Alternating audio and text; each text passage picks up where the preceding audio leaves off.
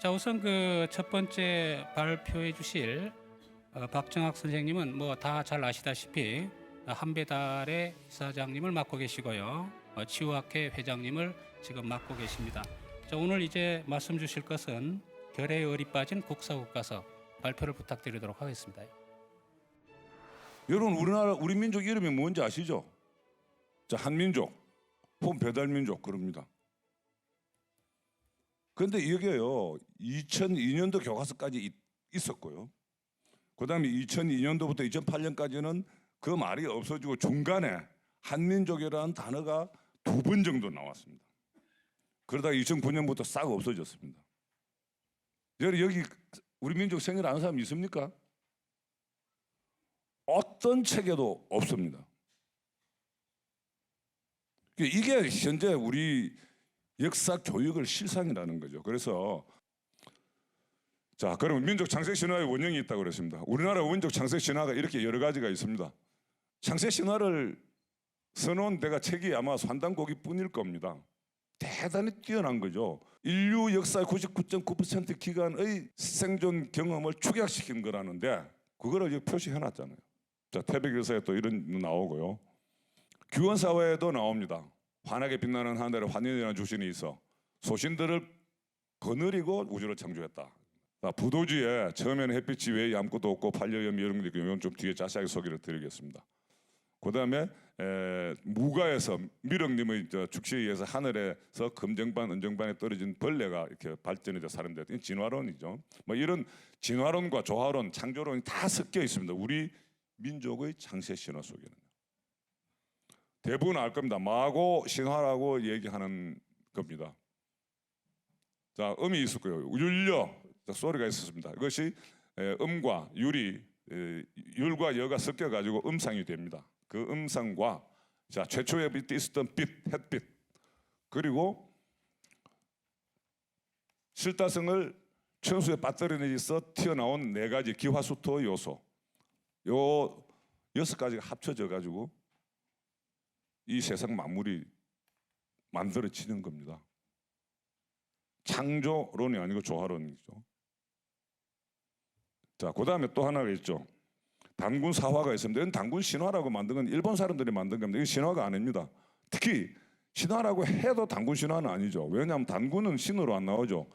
국가를 건설한 사람으로 나옵니다. 이 신으로 나오는 거는 환인, 환웅까지죠. 그러면 신화라고 하려고 그러면 환인신화나 환웅신화라 그래야 되겠죠. 단군신화는 아니죠. 자, 여기에 나타나는 게 뭐냐면 보십시오. 여기도 똑같습니다. 천지인이 하나 됐다고. 같은 식으로 산다고요. 이런 묘리가요. 절묘한 어울림이죠. 어울리는 걸로 얘기를 만든 거잖아요. 이게 세계 창세 신화 중에서 유일하다 그럽니다. 그 다음에 인간 세상 삶의 목표를 홍익인간으로 제시를 했습니다. 자, 천부의 세계를 가져온다면 그 설명이 천부경이라고 하는 주장이 있죠. 자, 창조론과 진화론과 저론이 어우러진 아주 멋진 줄거리로 되어 있습니다. 그 다음에 이 제세유화라는 거, 이게 현실 생활에서 실천하라는 겁니다. 머릿속으로 알고만 있어서 안 된다고 얘기했죠. 자, 이거를 조금 더 얘기해 볼겁니다. 홍익인간이 무슨 뜻이냐? 널리 인간을 이렇게 한다. 이거는 정말 일본 놈들이 우리 민족을 어떻게 보면은 추상적으로 만드는 아주 하나의 그 방법일지 모릅니다. 이병도 씨라든가 김영돈, 유타경 뭐 이런 사람들이 전부 다 얘기했습니다. 널리 인간을 이렇게 한다는 것은 바로 일본식 한문 해석이다. 우리나라식으로 하면 그렇게 되지 않는다는 거죠. 왜냐하면 클홍입니다. 일본 사전에는 넓을 홍이게 되어 있고요. 그 다음에 익자는 우리는 더할 얘기입니다. 일본 사전에는 제일 먼저 나오는 것이 익자입니다. 그 다음 사람 인이고 사이 간입니다. 그럼 그대로 해석하면 사람 사이를 크게 더하라는 얘기입니다. 무슨 널리 인간을 이렇게 해요? 아주 간단합니다. 그래서 저는 이걸 이렇게 봅니다. 자, 더한다는 말이 무슨 말이냐 하면은 수적으로 많게 하는 거죠. 즉 시족이 부족으로 됩니다. 부족이 종족으로 민족으로 바뀝니다. 사람이 더 커진다 그죠. 그 다음에 질적으로 두터워집니다. 전혀 모르던 사람이 오늘 여기 만나가지고 친해집니다. 자, 그러면 너와 내가 따로따로 있다가 우리라는 한 덩어리가 됩니다. 자, 그렇게 되라는 얘기죠. 서로 싸우지 말고. 그렇죠? 굉장히 저는 이렇게 간단하게 생각을 하고요. 두 번째, 대화입니다. 혹은 다스릴 이자라고 친다면 다스림 뭐 목적어가 누구를 다스립니까? 앞에 있는 세상을 다스립니까? 그게 말이 됩니까? 그러면 죄의 목적어는 어디입니까? 어디에 있습니까? 말이 안 됩니다. 기본적으로요. 지금 해석해 놓은 거요. 다스리고 교화시켰다. 이렇게 얘기를 하죠. 그러면은 다스리는 목적어가 뭡니까? 교화시키는 목적어가 어디 있습니까? 그러면 있을 제자의 목적어는 또 어디 있습니까? 이것조차도 제대로 해석하지 못하고 그냥 이병도가 해석해 놓은 그대로 지금도 따라가고 있다는 겁니다. 자, 이걸 전부 한번 종합을 해봅시다. 자, 앞에 봤는 창세신화 전서 속에는 우리 결의 원형이 어떤 것이냐면, 자, 최초의 살때가 밟은 상태고 천지인이 하나됨의 묘합의 상태죠. 즉 나보다 우리를 더 중시했다는 겁니다. 즉 홍익이라는 것이 널리 인간을 아니고 너와 나를 크게 대해서 나 보태져 가지고 우리가 되게 하라는 거죠. 우리를 더 중시했다는 겁니다. 그래서 어울림을 통해서 큰 하나를 형성하는 것이 각자 개인한테도 최고로 좋다. 그 얘기한 겁니다. 우리 교과서에는 이 교리가 없어요. 그런데 지금 현재 교과서 문제점부터 우선 먼저 한번 제가 제시를 해볼게요. 한국사, 우리나라를 한국이라고 얘기합니까? 우리 스스로 그렇게 잘 부릅니까? 그러면 국어라고 하면 안 되죠. 한국어라 그래야죠. 자, 국사편찬위원회는 한국사편찬위원회라고 해야 말이 맞습니다. 그런데 어떤 거는 국어고 어떤 거는 국사고 교과서는 한국사입니다. 통일시켜야 되죠. 그 다음에 창세신화 당연히 인류 역사의 99.9% 기간의 삶의 경험을 축약시킨 민족 창세신화는 반드시 교과서 맨 앞에 들어가야 됩니다. 그 다음에 아까 말씀드렸듯이 삼국 유사를 따른다면은 환국과 신시가 반드시 들어가야 됩니다. 정동기 시대 편년 뭐 이거 다 틀렸을 거고, 그 다음에 뭐 아까 우리 이덕일 교수가 또 얘기를 했듯이요, 이 폐수가 어디냐 이거 보십시오. 이게 지금 제가 전부 정리해봤습니다. 우리 이제 이창구 박사가 정리한 것에 대해서 조금 보탰는데요. 일본 사람하고요, 우리나라 학자들만 여기 한반도에 갖다 놨습니다. 폐수를. 나머지 사람들 하나도 없습니다. 그런데 근거가 없어요. 한반도에 갖다 놓은 사람들 일차 근거를 제시 못합니다. 그 다음에 여러분 잘 알죠? 자, 3.1운동, 다 3.1운동이라 그럽니다. 그 운동입니까? 투쟁을 하고 전쟁을 했습니다. 우리는 민족 투쟁을 하고 전쟁을 했어요. 그럼 왜 이 운동이 되었느냐고요? 일본 사람들로 볼 때는 자기 나라에서 사회 속에서 있던 조그만 소요입니다. 그러니까 운동이죠. 우리가 볼 때는요, 민족 투쟁입니다. 전쟁이고요. 근데 교과서 아직도 그렇게 돼 있고 여러분도 이상하게 생각 안 하셨잖아요, 지금까지. 자, 그중에서 선사시대 역사의 문제점만 한번 짚어봅시다. 자, 민족 이름 아까 제가 말씀드렸듯이 사라지고 없습니다. 그 민족 이름이 뭐냐? 아마 한민족 그러면 될 겁니다. 그 다음 민족 형성 시기 교육부의 지침에서부터 없습니다. 선사시대의 민족 형성의 기반이 마련되었다. 신라의 상부토로 우리 민족사의 기틀이 다져졌다. 고려시대의 이민족과 대립해서 새로운 민족 정체성을 확립했다. 그럼 민족 언제 생겼다는 겁니까? 없습니다. 그럼 민족의 범위 어디까지가 민족이냐? 민족이란 용어 자체가 없는데 어떻게 범위가 있겠습니까? 그런데 교과서에는 이렇게 나옵니다. 자, 환웅족과 범족과 곰족이 어우러져서 세웠다고 얘기가 돼 있어요. 그리고 고조선 멸망한 후에 고구려, 부여, 옥저, 동예, 삼한 등이 그 자리에 생겨났대요. 그러면 그 사람들이 전부 다 고조선 안에 있었던 고을나라 혹은 부족 국가였다고 볼 수도 있죠. 그런데 2008년까지는 묘하게도요, 세력 범위 안에 동의적의 분포 지역이라는 말이 나옵니다. 한번 볼까요? 자, 이 부분입니다. 자, 요 파란 부쪽 파란색 요거를 동의적의 분포 지역이라고 했습니다. 그 속에 고조선이 있는 겁니다. 그럼 동의적이 누구냐고요? 아무도 설명이 없어요. 그런데 우리 민족이라고 생각한 것 같아요. 그런데 우리가 스스로 동의적으로 부른 적은 없습니다. 아마 여기 계신 분들 중에서도 우리 민족이 동의적이라고 얘기한 사람 많이 있을지 모릅니다. 그러나 저는 그걸 정말 반대를 합니다. 그건 중국 사람들이 부른 종명입니다. 우리가 미국을 미국이라 그런다서 미국 사람들이 우리는 미국이야 누가 그럽니까? 자기들은 유에서 그럽니다. 왜 중국이 부른 이름을 그대로 따라가 부릅니까? 우리 스스로? 자, 이런 식으로 벌려서 요렇게 해놨는데 여기서 더 큰 문제가 뭡니까? 남한은 자 고조선은 아닙니다. 그러면 여기서 지금 현재는 지금 현재 지도 현재 우리 교과서에는 여기 없거든요. 파란 동이족의 분포 지역이란 말이 없거든요. 그럼 고조선의 영토만 있습니다. 남한은 고조선은 아닙니다. 그런데 왜 우리나라 교과서에 고조선이 왜 나옵니까? 한번 의문 가져보셨습니까? 우리는 고조선 출신이 아닌데요. 고조선 후예가 아닌데 왜 고조선 역사 왜 배웁니까? 자, 이 문제도 제기한 사람이 없어요. 신초의 삼원광경도 이렇게 되어 있죠. 그렇죠? 삼원광경 지역하고 동유적의 분포 지역하고 닮았습니다. 자, 윤예은 선생은 이렇게 봤고요. 우리 김종수 박사는 이렇게 또 질문을 하고 있습니다. 그냥 이걸 그냥 무시할 게 아니라는 겁니다. 자, 그러면 이제 우리 역사 속에 진짜 결의 을이 뭐 있느냐? 간단하게 있습니다. 많이 있습니다. 뭐 잘 알죠. 화백제도. 자, 어우러져서 가야 되는 저뭐 그냥 막 저 다수 무슨 저 뭡니까? 전수결의라고만 알고 있는데 사실은 무지무지하게 중요한 내용이 환단고기에 나와 있습니다. 왜냐하면 다른 데는 설명이 없어요. 화백제도에 대해서 자세한 설명이 없습니다. 이름만 말만 나오고요. 그런데 환단고기에 보면 자세하게 나와 있습니다. 모든 의견을 하나로 귀착시키는 토의제도입니다. 그래서 결론적으로 한 사람도 섭섭하고 답답하지는 사람이 생기지 않게 만드는 제도입니다. 그러니까 결국 전수결로 갈 수밖에 없죠. 이것이 환웅과 환웅의 얘기에 나옵니다. 그렇기 때문에 환단고기라는 책이 중요한 겁니다. 즉 경쟁의 논리는 다수 결론은 갈등과 대립이 조장되죠. 더 확대됩니다. 그래서 극단적인 양극화가 되는 겁니다. 그러니까 앞으로 미래 사회에 이 문제를 해결할 아주 미래형 민주주의 제도가 바로 화백 제도가 될 수 있습니다. 그다음에 뭐 여러분 잘 아는 풍류도, 화랑도, 단학, 뭐 민족 종교 이런 얘기도 많이 나오죠.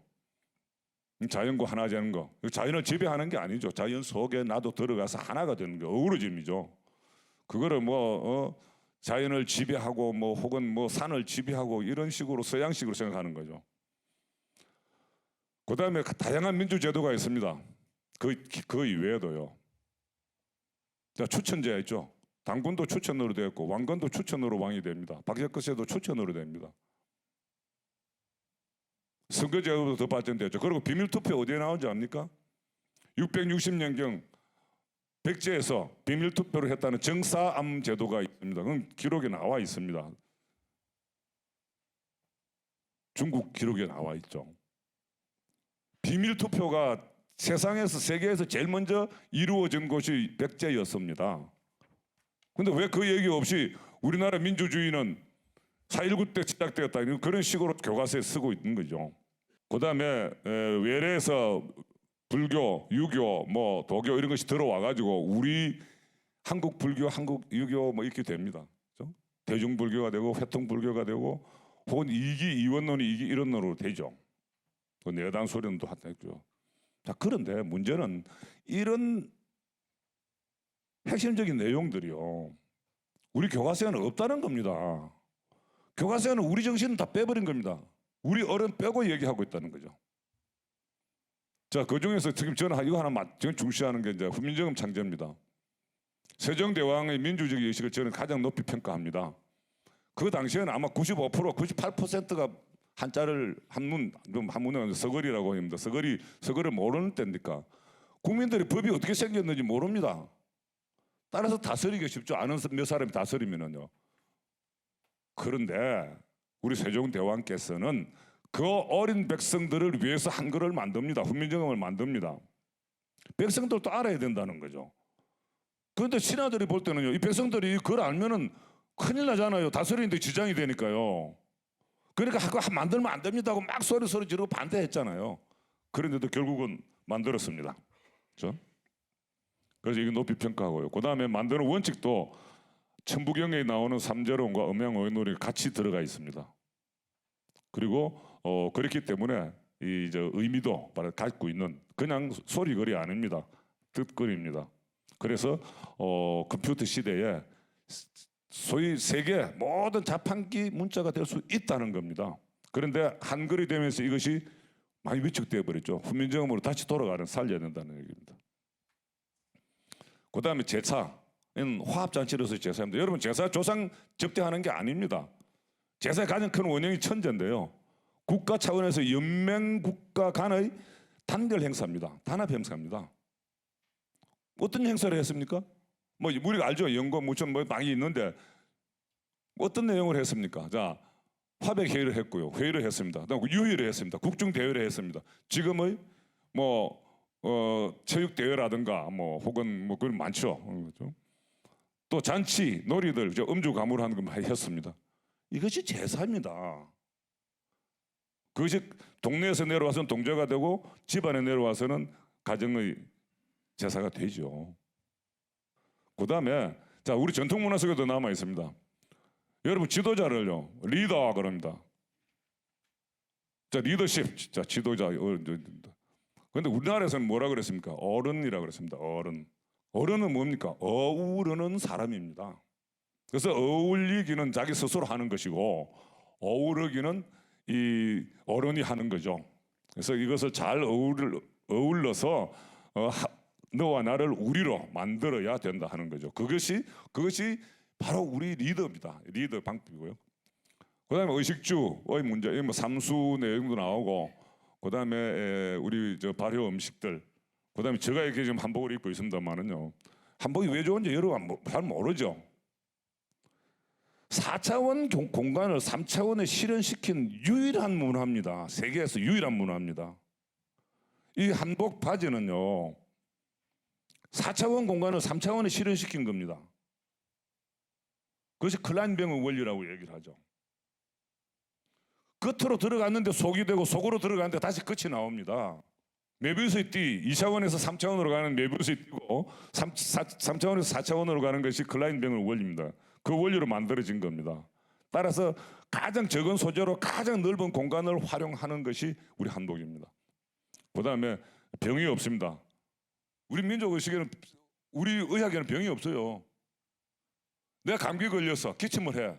그게 뭐냐 하면 내 몸이 알아서 자연 치유를 하고 있는 겁니다. 즉 바이러스를 쫓아내려고 기침하고 있는 겁니다. 그러면 쫓아내도록 도와주면 됩니다. 그거는 병이 아니고 치료를 하고 있는 치료의 모습입니다.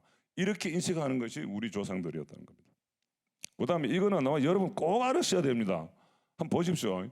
자, 장경각, 석굴암, 온돌이 있습니다. 장경각 세계 유네스코 문화유산 돼 있죠. 왜 되는지 압니까? 문화재청 공책에 들어가면요. 뭡니까? 팔만 대장경 해놓은 거 그 설명해놓고 앉아 있어요. 왜냐 하면은 이 장경가가 짓는 원리를 현대 과학으로는 설명을 못하기 때문입니다. 그런데 분명히요. 새도 안 들어가고 벌레도 안 들어가고 쥐도 안 들어갑니다. 그렇게 만드는 기술이 어디서 나왔냐고요. 서양 기술보다 월등히 앞섰죠. 그것은 물론 한 1200년 전에요. 현대 서양 기술보다 앞섰습니다. 자, 마지막으로입니다. 우리 인류의 꿈은 평화로운 공동번영입니다. 그렇죠? 자유 경쟁은 패자를 양성해서 양ኳ를 조장합니다.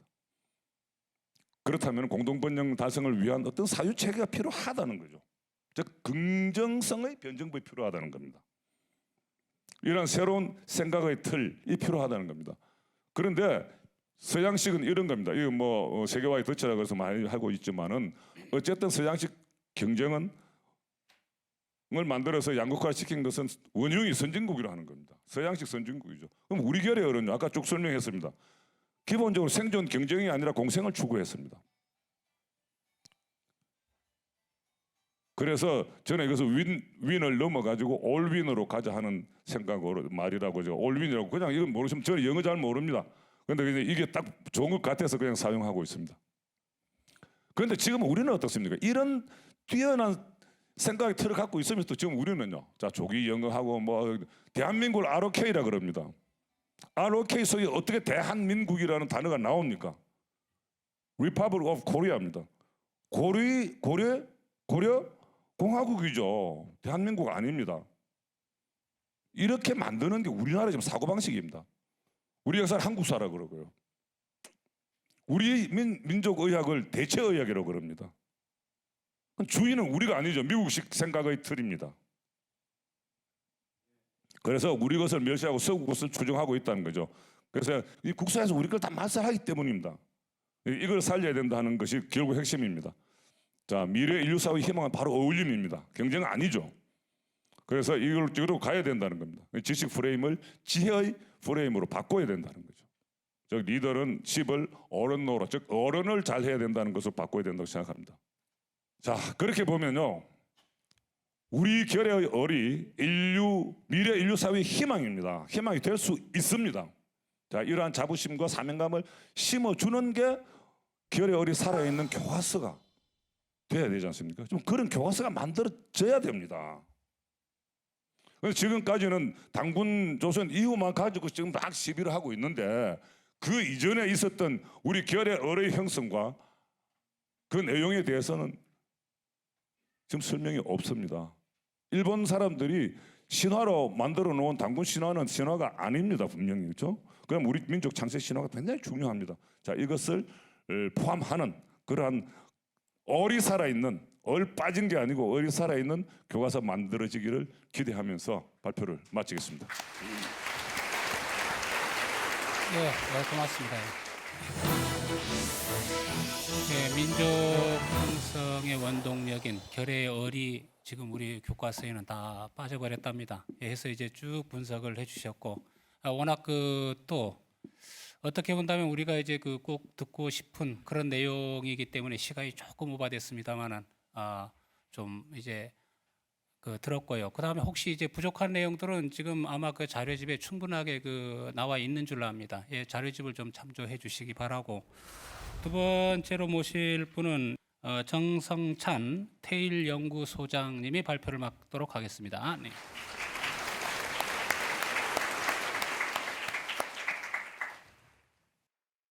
본래 저는 학자군이나 어떤 학설을 이렇게 연구해 왔던 그런 사람은 아니고요. 수행자이면서 병든 생명을 어떻게 하면 갱생할 수가 있는가 하는 것이 지난 30년 동안의 저의 초미의 관심사였습니다. 그것을 공부하는 과정에서 환단고기를 접하게 됐고, 환단고기에서 우주관과 신관과 인간이 어떻게 정의되고 있는지를 그걸 조금씩 깨달으면서 저의 이렇게 특별한 경험이었던 병든 몸을 치유할 수가 있었어요. 근데 그게 이제 계기가 돼서 뜻을 함께하는 분들과 모여서 오늘 지금 발표하는 내용을 발표해 드리게 됐습니다. 먼저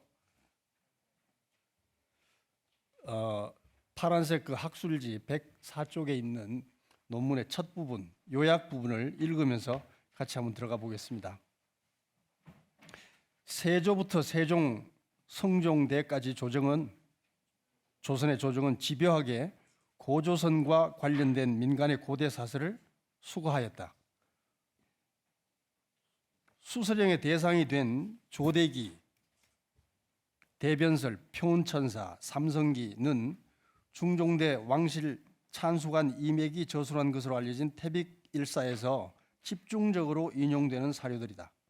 본고는 세조가 왜 고대 사서 수거령을 내렸는가를 4대 모하 유림과의 정체성 충돌과 선각의 인간론의 조선조 신분 질서와의 갈등에서 찾아 보았습니다.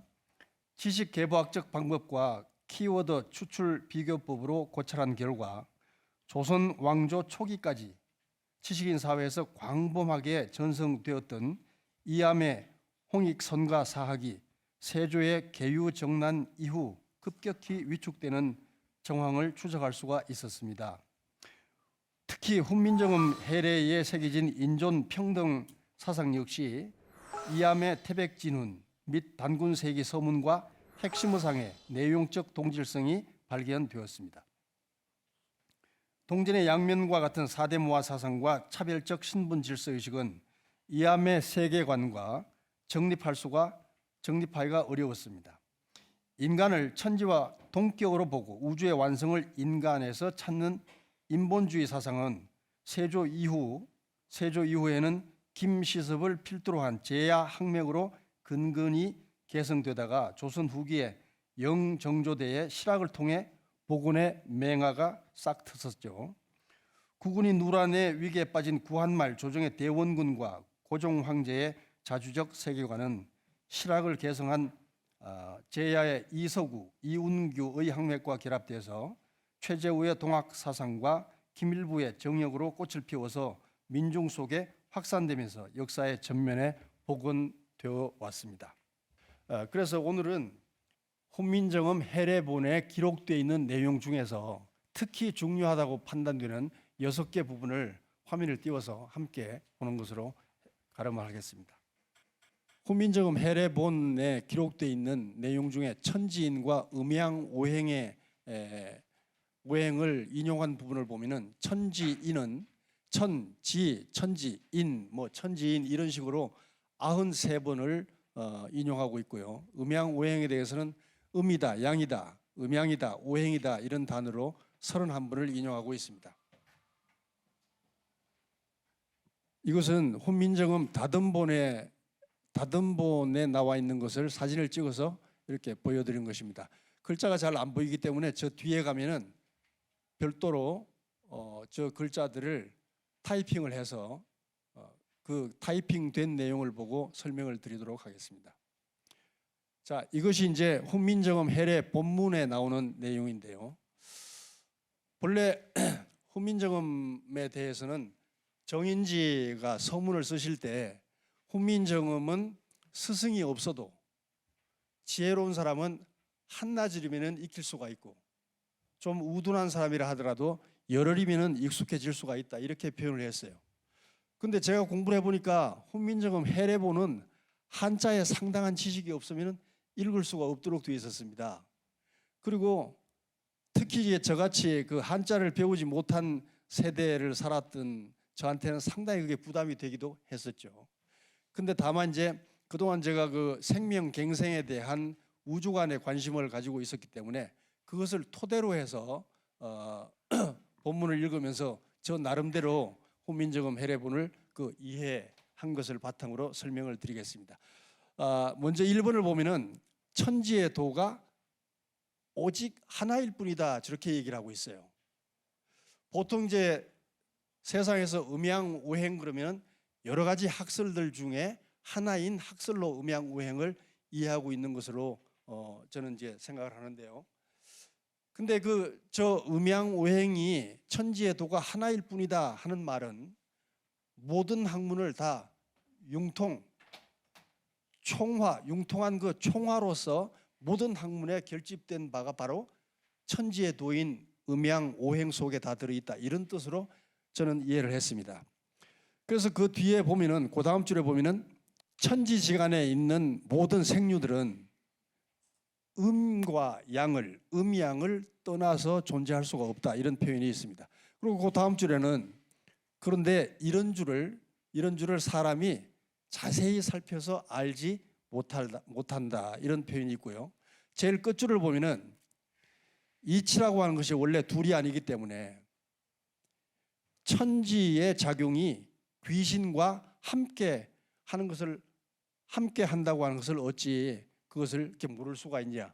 즉 여기서는 지금 기존의 중국의 성리학적 표현이나 중국식 음양오행의 이해에서는 보기가 쉽지가 않은, 물론 그 주역의 건괴의 전문에 보면은 천지의 공룡이 귀신이다 하는 말이 나오긴 합니다. 그런데 여기서는 천지의 작용 그 자체가 귀신의 작용이다 이런 표현으로 하고 있어요. 두 번째 이제 중요 대목이라고 보여지는 것인데요. 중성자를 총 11자로 얘기를 하고 있습니다. 근데 그 중에 아와 의와 이에 대한 설명을 할 때 아라고 하는 것은 천계어자를 상징하는 것이다. 하늘이 자에서 개벽되는 바를 상징하는 것이다. 이렇게 얘기하고 있어요. 그리고 의라고 하는 것은 지벽어축이기 때문에 땅은 축에서 개벽한다 하는 뜻을 품고 있다. 그리고 이라고 하는 것은 사람이라고 하는 것은 천지가 개벽된 그것을 바탕으로 인해서 생겨난다. 인생이 이제 시작된다 하는 뜻으로 쓰여져 있습니다. 그 다음에 지금 우리가 쓰고 있는 그 한글은 총 24자죠. 총 24자인데 세종대왕께서 반포한 한글은 총 28자였습니다. 그 중에 4글자를 지금 쓰지 못하는데 그 중에 중성자 중에서는 보통 아래아라고 알고 있는, 그러나 이제 저희들 그 연구진들은 하늘아라고 명명하기로 했어요. 그 아래아라고 알고 있는 하늘아자를 온전하게 쓰지 못하는 상태에 지금 우리가 놓여 있습니다. 그러니까 저 문제를 생각하면서 하늘아자를 온전히 쓰지 못하고 있는 한민족이 어쩌면은 하늘을 제대로 이해하지 못하고 있는 것은 아주 당연한 이치가 아닌가, 그런 생각을 함께 해봤습니다. 자, 근데 아와 의, 이 외에 8글자가 기본 중성으로 들어가 있는데요. 그 중에 이제 오와 우라는 글자는 천지가 초교하는 그 정신을 드러내고 있다, 그런 얘기를 합니다. 천지가 처음으로 교합하는 정신을 드러내고 있다, 그렇게 얘기를 하고, 아와 의에 대해서는 천지가 사물에, 천지의 작용이 사물에 나타나는 것이 사람을 기다려서 이루어지는 것을 드러낸다, 이런 얘기를 하고 있어요. 처음에 이제 이 공부를 했을 때, 저 분야를 봤을 때 그런 생각을 했습니다. 이때 그 훈민정음을 창제하신 학자들이 훈민정음을 만들어 놓고 거기다가 음양오행의 이치를 꿰다 붙인 게 아닐까, 처음에는 그런 생각을 해봤어요. 근데 그것이 결코 아니라 훈민정음 28자가 자연의 섭리 그대로 표현된 글자이고 소리다 하는 것을 알게 됐죠. 조금 전 시간에 원방각과 이렇게 천지인 그 삼재의 도리를 훈민정음에 다 담았다는 그 발표를 하신 분도 계셨죠. 그 다음에 이제 오와 아, 우와 의에 대해서는 시작을 천지에서 하기 때문에 이게 초출이다, 이런 말을 썼습니다. 그리고 요, 야, 유, 여는 이와 더불어 일어나기 때문에, 이와 더불어 이것이 사람을 겸하는 것이 돼서 이걸 제출이다, 이렇게 얘기를 합니다. 저 제출이라는 말을 보고 저는 이렇게 전율을 느꼈어요. 아, 사람은 다 제출할 수가 있구나. 사람은 누구나 다, 제가 조금 전에 말씀드렸듯이 제 특별한 경험 때문에 몸에 병이 들었던 그 상태를, 그걸 다시 갱생 회복을 할 수가 있구나 하는 것을 저 제출이라는 의미에서 볼 수가 있었습니다. 근데 이때 훈민정음 해례본을 완성하신 그 현신들도 그러한 이치를 다 통달한 경지에서 저런 문장을 썼구나 하는 것도 함께 볼 수가, 느낄 수가 있었죠. 그 다음에 이제 오, 아, 우에 대해서는 그 하늘을 나타내는 원이 하나이기 때문에 이것은 초생을 나타내는 것이다. 그러니까 천지의 교합으로 초출되는 것이 초생이다, 이런 뜻입니다. 그리고 요, 야, 유, 여라고 하는 것은 하늘을 나타내는 그 원이 둘이기 때문에 저것은 재생의 뜻을 품고 있다, 재생의 뜻을 드러내고 있다. 저 말에서 제출을 재생이라고 얘기한 그 세종대왕과 세종대왕을 모셨던 그 현신들의 그 지혜를 엿볼 수가 있어서 속으로 제가 박수를 쳤었죠. 그 다음을 보겠습니다. 그 다음은 아라고 하는 글자가 팔성을 관통하고 있기 때문에 이것은 바로 양지 통음이 주류 만물하는 상이다, 이렇게 얘기를 하는데요. 저는 저 양지 통음이 주류 만물한다고 하는 저 8글자를 보고서 저기에 사람이라면 누구나 병이 들었을 때 스스로 만병을 통치하는 이치, 그리고 인간이 영생을 얻게 되는 원리가 바로 저 양지 통음 저 속에 있구나 하는 것을, 그걸 볼 수가 있었어요. 그래서 양지 통음 이 주류 만물, 이걸 좀 기억해 주시기를 당부드리고요. 그 다음에 이제 요야 유여에 대해서는 전부가 저게 사람이 겸하는 것을, 그것을 드러내고 있기 때문에 이것은 사람이 만물지령으로서, 보통 그 만물지령 그러면은 일반적으로 저도 그랬습니다만은 만물의 영장이다, 이렇게 이해를 하고 해석을 해왔죠. 그런데 훈민정음 전체에서 보여주는 저 만물지영이란 뜻은 만물의 자기 과업을 완수하게 하는 주인된 영이다, 이런 뜻으로 해석이 됩니다. 그래서 만물지 영으로서 능참 양의 천지의 음양작용에 능히 참여할 수가 있다.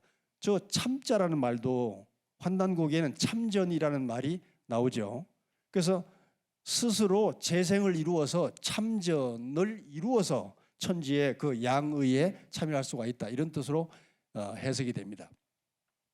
그런데 이제 이것이 다 천지인 삼재의 도를 완비하고 있는 것인데, 그러나 삼재는 만물에 우선되고 삼재라고 하는 것이 만물에 앞서게 되고, 또 하늘은 또한 삼재의 비롯함이 된다, 바탕이 된다, 이렇게 얘기를 하고 있어요. 그러니까 하늘이 없이는 삼재가 나올 수가 없다는 뜻이 되죠. 저것도 역시 환단고기에 여러 가지 그 문서들에 나오는 천일과 지일과 태일이라고 하는 것은 하나다, 삼극이 일체다, 삼위가 일체다 하는 그런 말과 정합되는 그런 내용이라고 보여집니다. 그래서 아, 의, 이 삼자가 팔성의 머리가 되고, 또한 하늘 아자 이것이 삼자의 으뜸이 된다, 이런 표현으로 되어 있네요. 자, 세 번째 이게 중요하다고 생각되는 부분을 보면은 초성 대비 중성에 대해서 말을 해보겠다, 이렇게 설명을 하고, 음양이라고 하는 것은 천도요, 강유라고 하는 것은 지도다. 이건 물론 주역에 나오는 얘기이기도 합니다. 음양은 천도요, 강유는 지도다. 그런데 중성자라고 하는 것은 음양이 나뉘어져서 오행의 길을 구비하고 있기 때문에 이게 하늘의 작용이다, 이렇게 얘기하고 있습니다. 그럼 보통 이제 여기까지만 봐도 기라고 하는 것이 하늘의 작용이구나, 이렇게 이제 이해가 되겠죠. 그다음에 초성자에 대해서는 강유가 현저하게 드러나기 때문에 오행이 개체화된 만물의 지를 이루게 하는 그런 뜻이 있으니까 이것은 땅의 공이다, 이렇게 얘기하고 있어요. 지지공이다. 그리고 이제 중성이 앞서서 부러짓게 되면은 초성이 뒤에서 화합해서 그 글자를 이루게 된다, 이런 문장이 있고요. 그래서 초성이 다시 위초, 역, 위종하기 때문에, 초성이 다시 종성이 되기 때문에 여기에서 만물 초생어지 복귀어지야, 이렇게 이어진 문장을 봤는데, 보통 이제 저 문장을 읽으면은 저도 처음엔 그랬어요. 만물이 땅에서 나왔기 때문에 죽어서 땅으로 돌아간다는 것을 표현했구나, 이렇게 읽었는데, 계속 반복해서 저 내용을 보다 보니까 전체에 흐르는 그 의미에서의 개념은 복귀어지, 저것이 땅으로 죽어서 돌아간다는 개념만이 절대로 아니다 하는 것을 알 수가 있었어요. 다시 말하면은 주역의 곤괴에서 나오는 그 곤덕과 같은 그런 의미로 쓰여졌다는 것을 볼 수가 있었습니다. 그래서 곤덕인 땅의 덕성과 똑같은 경계로 합일돼 들어갔을 때, 그때 귀천, 신인합일, 천인합일의 경계로 들어갈 수 있는, 그러니까 천인합일, 신인합일의 경계로 들어가기 전에 반드시 거쳐야 되는 그 재생의 과정을 복귀어지라고 했구나, 이렇게 이해를 했습니다. 다음을 보면은 초성과 중성과 종성을 합성해서 글자를 이루는 데 대해서 얘기한 내용인데요. 동정이 서로 이렇게 뿌리가 돼서 음양이 교변하는, 교합해서 변화하고 있는 그런 정신을 보여주고 있다 하고, 동자라고 하는 것은 하늘이요, 정자라고 하는 것은 땅이다. 그런데 겸호 동정자는 이냐다, 이런 말이 나옵니다. 겸호 동정자가 사람이다, 이 말은 천지를 그대로 다 품고 있는 존재가 그것이 사람이다 라는 뜻이기 때문에, 저 문장에서는 사람이 재생을 이루게 되면 천지보다 더 커질 수가 있다고 하는 뜻을 품고 있다고 하는 것을 알 수가 있었어요. 그래서 오행이 하늘에서 작용할 때는 신지운이요, 땅에서 작용할 때는 질지성이다, 이렇게 얘기를 하는데요. 저 신지운도 대개 이제 저 훈민정음을 연구를 하신 분들도 신지운을 신묘한 작용이다, 신묘한 운행이다, 이렇게 얘기를 했는데, 저는 그렇게 해석을 하지 않고 오행이 하늘에서 작용한 것은 신도의 작용이다, 신도의 운행이다, 이렇게 이해를 했습니다. 하늘에서는 신도의 운행으로 작용하기 때문에.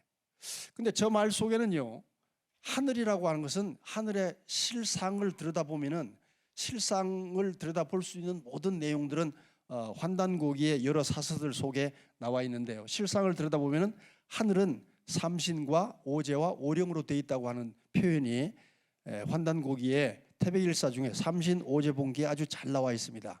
그래서 하늘에서 작용하는 것은 신지운이요. 저것을 다른 말로 풀어서 얘기한다면은 하늘의 작용은 삼신 오제 오령의 작용이다.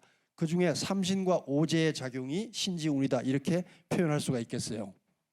그 다음에 이제 땅에서 작용하는 것은 질지성이다 하는 것은 역시 오령의 작용을 얘기하는 것이겠죠.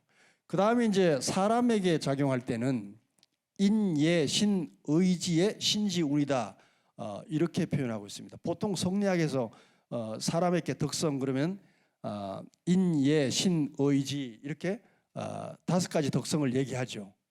그런데 해례본을 쓰신 분들은 그 뒤에다가 신지운을 다시 넣었어요. 근데 저 신지운은 하늘에서 작용하는 신지운과 똑같은 말이에요. 저기서 사람이 재생을 이루게 되면은 천인합의를 이룰 수 있다고 하는 것을 저분들은 다 알고서 저런 내용을 썼구나 하는 것을 역시 볼 수가 있었고, 간심 비패신의 질지성이라고 하는 것은 인간이 간심 비패신의 기질이라고 하는 것이 이루어지는 바가 그것이 땅의 작용인데, 저 간심 비패신의 기질이 이루어지는 바 때문에 병이 다 생기기도 하고 그런 것을 저는 이제 경험을 했죠. 그래서 저 간심 비패신의 질을 통제할 수 있을 때 그때 사람은 재생할 수가 있다 하는 것도 경험상 알 수가 있었습니다. 다음은 초성은 발동하는 뜻을 가지고 있기 때문에 하늘의 일이다. 또 여기서는 지금 아까 조금 전에 봤던 것은 중성이 하늘의 일이다 이렇게 얘기했었는데, 여기서는 초성이 발동하는 뜻을 가지고 있어서 그것이 하늘의 일이다 이렇게 얘기를 하고요. 종성은 그쳐서 정하는 뜻을 가지고 있기 때문에 이것이 땅의 일이다. 그러니까 땅에서 나오는 이렇게 형체를 가지고 있는 만물은 다 그 만물 속에 그쳐서 정하는 그런 그 기질을 이렇게 정하게 되는 그런 뜻이 있지 않습니까? 그것을 이렇게 땅의 일이다 이렇게 표현했는데요. 중성이라고 하는 것은 초성에서 생하는 바를 이어서 종성으로 접해가지고 글자를 이루는 것이기 때문에 이것이 인지사, 사람의 일이다 라는 표현을 했는데, 저 표현은 굉장히 중요한 뜻을 품고 있음을 알 수가 있습니다. 물론 여러 가지 깊은 뜻이 있겠습니다만은 인간이 역사를 이룬다고 하는 그 역사 자체가 그냥 우연한 사건들의 집합으로 역사가 전개되는 것이 아니라 천지의 일을, 하늘의 뜻을 땅의 기질과 연결시켜서 사람이 이루는 바, 이것이 역사다 하는 것도 엿볼 수가 있었었죠. 그리고 이제 그 다음 줄을 보면은 자운의 핵심이 중성에 있는데 초성과 종성을 합해서 소리를 이루는 것이 중성의 작용이다. 그렇기 때문에 천지 생성 만물이 기, 재성, 보상, 즉 필외호인 이렇게 돼 있어요. 근데 저 중에 이제 필외호인이라는 말을 전 유심히 이렇게 깊게 생각을 해봤는데요. 천지가 만물을 생하고 성하는데 그 만물의 기량, 만물의 그 과업을 그것을 이루도록 천지를 보필해서 이루도록 하는 것은 전적으로 사람에게 맡겨져 있다 이렇게 저는 해석을 했어요. 그러니까 사람이 천지의 일에 함께 참여하지 않고는 천지의 과업을 완수할 수가 없다고 하는 것을 저 문장에서 함께 볼 수가 있었죠. 그 다음에 이제 종성이 부용초성자, 종성은 초성을 다시 쓰는 것인데 이것은 동하는 것은 양인데 그것은 하늘의 일이요, 동하는 것은 양이면서 그게 하늘이다 이런 뜻이죠.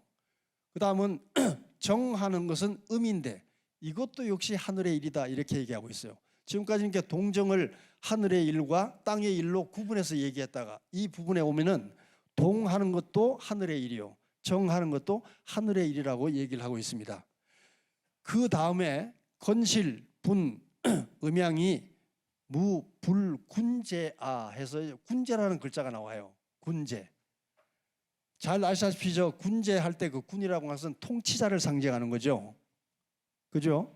그래서 저 문장 속에서 저는 우주를 주재해서 통치하시는 절대자가 계시는구나 이것을 볼 수가 있었는데, 저것은 바로 태백일사의 삼신오제봉기나 삼성기나 또 소도경전 본훈이나 당군세기 등등에서 한결같이 얘기하고 있는 내용이기도 하죠.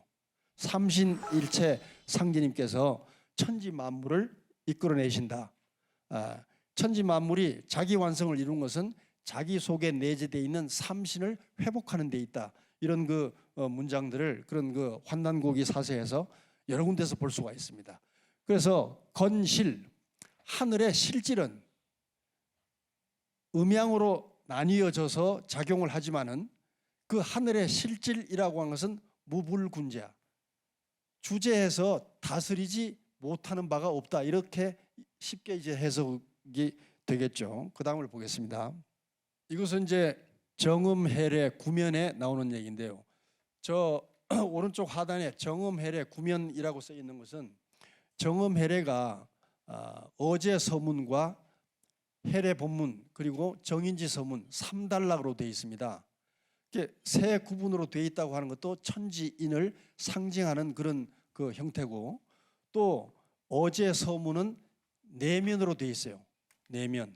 그리고 나머지 헬의 본문과 정인지 서문까지를 정음헬이라고 얘기를 했는데 그것은 29면으로 되어 있습니다. 합치면은 33면이죠.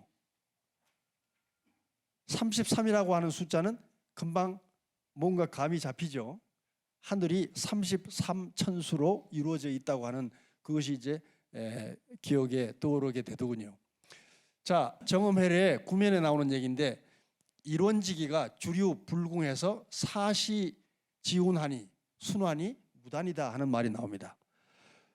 일원지기가 주류 불궁해서 사시 지운하니 순환이 무단이다. 저것은 제가 보기에는 천부경의 81자의 가르침을 전혀 다른 글자로 아주 압축해서 표현해놨다고 보여져요. 그러니까 천부경에는 하늘이 천지가 사람 농사 짓는 이치가 천부경 속에는 다 들어있습니다. 제가 본 바에 의하면 천부경에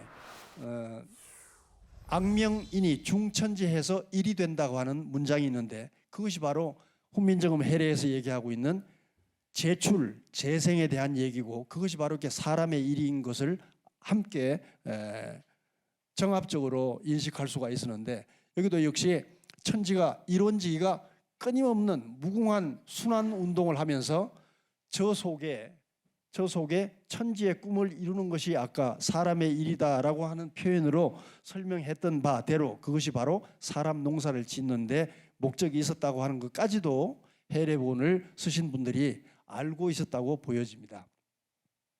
그래서 그 뒤에는 이제 7단어들로 되어 있는 그 시조조인데요. 천지의 변화라고 하는 것은 그 본질이 일기이다 이런 뜻이죠. 근데 이것이 음양오행이 돼서 상시종한다. 이것도 역시 천부경의 일시 무시일 일종무종일로 순환 운동을 하는 모습을 저렇게 이렇게 표현한 것으로 보여집니다. 그렇기 때문에 물어양간자, 그 천지간에 있는 모든 만물은 형체가 있기 때문에 형체가 있으면서 소리가 있다 라는 표현을 하고, 원본이 둘이 아니기 때문에 천지의 이치와 개체 만물의 운수는 하나로 통한다. 저는 그렇게 해석을 했어요. 저 이수통이라는 말을. 그러니까 사람이 재생을 이루어야 될 사람으로서 천리를 모르고는 자기의 운수의 귀결점을 찾을 수가 없기 때문에 천리를 모르게 되면 결국은 그 운수가 하나로 통하는 그 일을 맞이하지 못하게 될 것이다. 이렇게 보여집니다. 그 다음 끝부분인데요. 글자의 운에 이 끝부분은 제가 이렇게 중점을 두는 것이 청탁지 능변 이라는 그 첫 줄에 이렇게 끝부분 얘기와 그 다음에 아까 즉 율려지 극해라고 하는 율려지 극해 저 얘기입니다. 율려지 극해. 아마 천지 정신, 천지 생명에 대해서 공부를 좀 해보신 분들은 윤례라고 하는 것이 무엇인지를 능히 알 수 있으리라고 보여지는데요. 극해란 말은 능히 하나로 화합할 수가 있다, 이렇게 해석이 돼요, 저의 견해에서는. 그래서 아까라고 하는 것은 저것이 아까라고 하는 저 노래, 저 아까를 뒤집으면 가락이 되잖아요. 요새 이제 대중 가요가 전 지구촌으로 이제 노래 잘 부르는 한민족의 이렇게 한류 문화로 해서 퍼져나가고 있는데, 저 아까 그러면은 대중들이 모여서 함께 부르는 노래, 이렇게 정의할 수가 있겠어요. 근데 저 아까의 기원을 저는 저 환난곡에서 찾아봤더니 단군 시절 때 국중 대회를 열고 나면은 모든 그 국인들이 서로 이렇게 둥글게 손을 잡고서 춤을 추면서 환무를 추면서 그때 노래를 불렀더라고요. 그 노래가 변해서 지금 아리랑 노래로 이렇게 불리워지고 있다고 저는 생각을 하는데, 그것이 어아가지, 어아가. 그죠? 어아가. 그 어아가에 보면은 내가 존재하는 근본 뿌리에 대한 그 보은과 감사의 뜻을 이렇게 전하는 그런 가사들로 되어 있습니다. 그래서 아까가 즉 윤례지 극해, 저 문장에서 저 아까를 찾는 것이, 저것이 바로 인간이 재생을 이루는 그 유일한 길이구나 하는 것을 알 수가 있었어요. 저 아까를 찾는 것이, 아까 좀 기억해 주시기를 바란다고 했던 양지 통음, 주류 만물과 서로 연결돼서 인간이 재생을 이루는 데는 반드시 저 아까를 찾아야만 될 것이다 하는 것으로 이해가 됩니다. 그래서 이러한 모든 것이 준비되지 않은 바가 없고 무소왕이 부달은, 저는 이렇게 했습니다. 사람이 천지를 품어서 자기 완성을 이루고자 할 때, 이루고자 하는 그 길을 갈 때 통달하지 못하는 바가 없다, 이렇게 해석이 됩니다. 그런데 지금 이제 우리가 쓰고 있는 한글에는 훈민정음 창제 당시에 28자를 다 쓰고 있질 못하고 4글자를, 그것도 제가 이렇게 들은 바에 의하면은 일본 학자들의 음모에 의해서 4글자를 뺐다고 그래요. 특히 그 중에 하늘 아자를 쓰지 못하는 것은 이것이 현재 우리가 쓰고 있는 이렇게 한글 속에 들어있는 불행이 아닌가, 그런 생각이 듭니다. 끝으로 결론 부분을 읽으면서 이렇게 매듭을 짓겠습니다. 훈민정음 해례본이 잘 아시다시피 1940년도에 안동에서 발견이 됐습니다.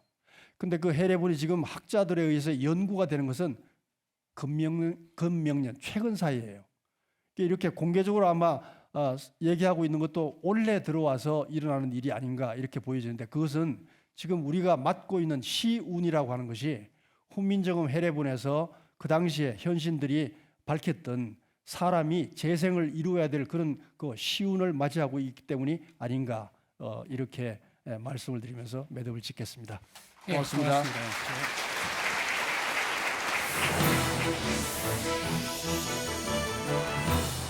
오늘 하여튼 이 어려운 걸음 해주시고 발표해주시고 토론해주시고 특히 그 플로에서 들어주신 모든 분들께 감사드리면서 오후 분과를 마치도록 하겠습니다. 예, 고맙습니다. 예.